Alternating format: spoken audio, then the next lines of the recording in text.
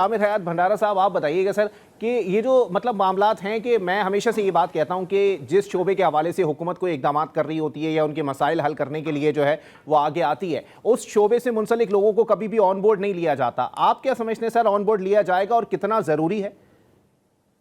देखें, on board लिया जाना तो बहुत ज़रूरी है। जो सेक्टर के स्टेक होल्डर्स हैं, उनके बगैर तो कोई भी पॉलिसी जो है वो अगर मुरतब हो भी जाए तो वो सस्टेनेबल और ओनरशिप नहीं होगी। सही। इस दफ़ा देखें, जो ज़रूरी इमरजेंसी और क्लाइमेट इमरजेंसी की जो अनाउंसमेंट है वो कैबिनेट की तरफ से आई। इसका मतलब ये है कि पूरी की पूरी जो गवर्नमेंट है वो ऑन बोर्ड है, हम्म। क्योंकि ये कैबिनेट ने अनाउंस की है। और दूसरी चीज़ ये है कि इस एग्रीकल्चर और जो क्लाइमेट इमरजेंसी है उसकी अनाउंसमेंट ये ज़ाहिर करती है कि अब हम क्लाइमेट चेंज को शायद बहुत सीरियसली देख रहे हैं, क्योंकि it's not about only floods. सही। ये सिर्फ फ्लड की बात नहीं है। हम पिछले चंद सालों के अंदर फ्लड्स भी देख रहे हैं। हम अभी, अगर आप मार्च अप्रैल के अपने प्रोग्राम्स उठा के देख लें तो उसमें हम ड्राउट्स की बात कर रहे थे कि बारिशें नहीं हो रही। तो सही। हमें क्लाइमेट जो है वो मल्टीपल तरीकों से जो इम्पैक्ट कर रहा है, और उसका जो सबसे बड़ा असर है वो एग्रीकल्चर के ऊपर आ रहा है, ज़राअत के ऊपर। नासिर साहब की बात से मैं बड़ी हद तक इत्तेफाक करता हूँ और मैं इस बात का बड़ा एडवोकेट भी हूँ, बहुत पहले कह भी चुका हूँ कि हम हमेशा हर वक्त सिर्फ गवर्नमेंट के ऊपर जो है वो एतमाद रख के और जो उम्मीद रख के लगा के बैठे होते हैं, जबकि नाउ इट्स द रिस्पॉन्सिबिलिटी कि हमारा जो एग्रीकल्चर के मुंसलिक बिजनेस सेक्टर है, हम्म। बिजनेस की जो एग्रीकल्चर के रेलेवेंट वैल्यू चेन है, कम अज कम वो अपनी रिस्पॉन्सिबिलिटी जरूर ले लें। बिल्कुल। उसमें आपकी जो मल्टीनेशनल कंपनीज एग्रीकल्चर बिजनेस के अंदर काम कर रही हैं, इनपुट सप्लायर्स काम कर रहे हैं, प्रोसेसर्स काम कर रहे हैं, और वो हर वैल्यू चेन के अंदर है। दे शुड एटलीस्ट अब उनको आगे आना चाहिए और बताना चाहिए गवर्नमेंट को भी और किसानों को भी कि वो हमारे साथ खड़े हुए हैं, क्योंकि वो उनका प्रोडक्ट बेसिकली फार्मर या एंड यूजर है एग्रीकल्चर की इस पूरी वैल्यू चेन में, या प्रोड्यूसर।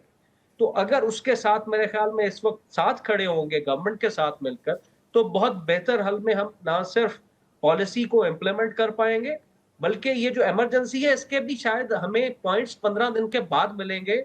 जो टाइम दिया गया है इसके ऊपर एक पूरा फ्रेमवर्क तैयार करने का, चलें। उसमें पता चलेगा असल में तखमीना कितना है। अभी चल तक तो हम ये डिक्लेयर ही नहीं कर सकते कि लॉस कितना हुआ है। जब लॉस का पता नहीं है तो हम बिल्कुल, मेरे अभी ख्याल अभी में फैक्ट्स एंड जो फिगर्स जो है वो काम भी है सामने वो आना नहीं कर सकते। जरूरी है। बिल्कुल भंडारा साहब। अच्छा, उमैर मसूद साहब, आप वैसे तो हुकूमत की कोई पॉलिसी के ऊपर जो है वो मुतमईन मुझे दिखाई नहीं देते, लेकिन आप अगर समझते हैं कि आपको ऑन बोर्ड लिया जाए या आपकी सिफारिशात तलब की जाए तो मुमकिन तौर पर आपकी सिफारिशात क्या होंगी बतौर सदर किसान इत्तेहाद?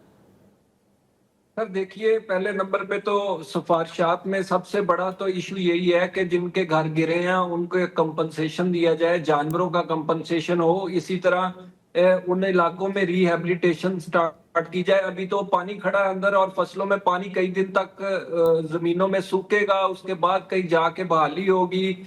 वो जो उनकी बहाली है वो उसमें आप कह ले कि 3-4 माह दोबारा उनको लग जाएंगे अपनी सिर्फ फसल काश्त करने के लिए, जमीन तैयार करने में, जहां पे पानी कम हो गया या यहाँ पे खत्म हो गया।